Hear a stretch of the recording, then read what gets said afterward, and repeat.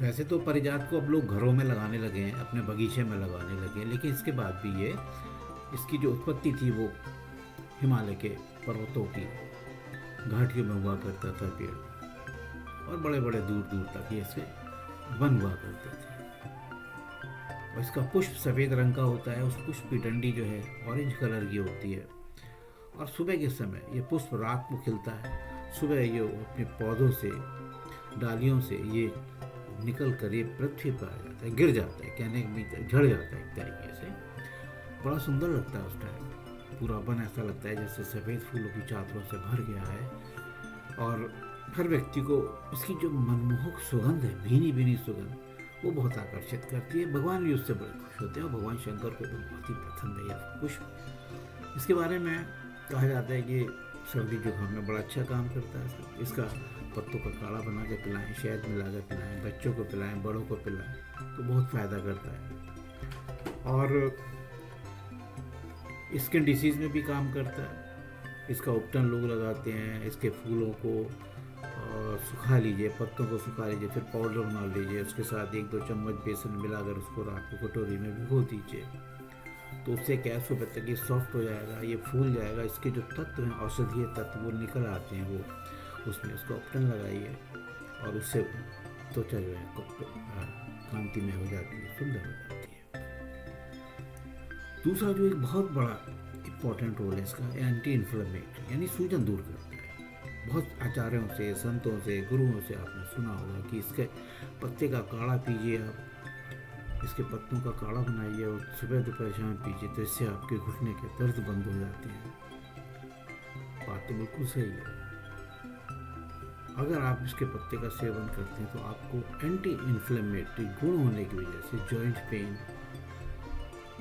जैसे कहते हैं रूमेटॉइड आर्थराइटिस, आम वात है ना, वायु रोग है, आर्थराइटिस है, और ज्वर है, बॉडी के अंदर हल्का सा ज्वर रहता हो, बुखार की फीलिंग रहती हो कि फीवर बना हुआ है मुझे, लेकिन वो कभी कभी टेम्परेचर थर्मामीटर में नहीं आता है, उसमें भी आप इसको प्रयोग कर सकते हैं।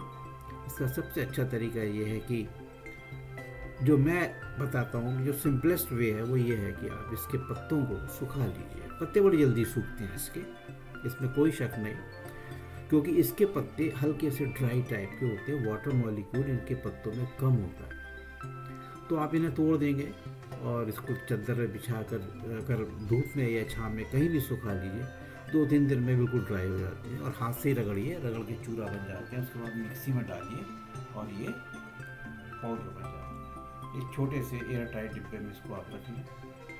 सुबह और इवनिंग में, सुबह शाम आपके यहाँ चाय बनती होगी, तो चाय की पत्ती डालने से पहले आधी चम्मच पारिजात के पत्तों का चूरा जो है, चूर्ण जो है, एक तरह से पाउडर है, उसमें डाल दीजिए। बॉयल हो गया 1-2 मिनट, क्योंकि इतना फाइन हो गया तो उसका अंश बहुत जल्दी आ जाता है चाय में। उसके बाद अपनी चाय की पत्ती डालिए, और जो भी आप मीठा, अगर शुगर नहीं है तो आप चीनी डालेंगे, शुगर है तो कुछ ना कुछ उसका सब्स्टिट्यूट, जैसे कि स्टीविया या शुगर फ्री इस्तेमाल करते हैं, वो करिए जैसा आपको पसंद हो।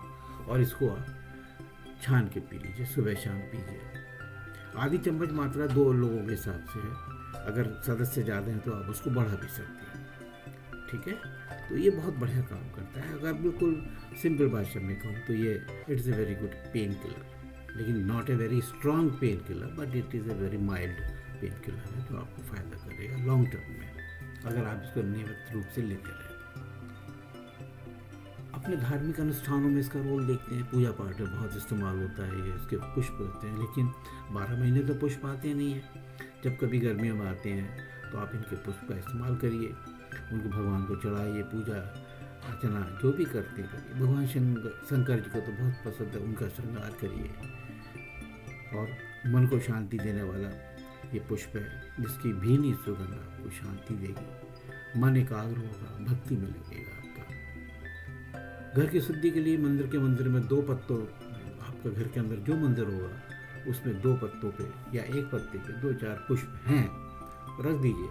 पुष्प नहीं है तब भी आप पत्र को खाली पूजा घर में रख दीजिए, उसी से एक पॉजिटिव एनर्जी का प्रवाह होता है।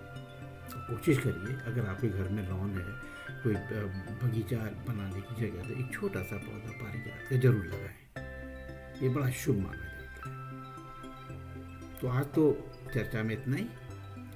आपको विषय कैसा लगा, इसमें आपके मतलब की कोई जानकारी थी या नहीं थी? अगर है तो सब्सक्राइब करिएगा, लोगों को लाइक करवाइए, उनके पास भेजिए, बेल आइकन दबाइएगा।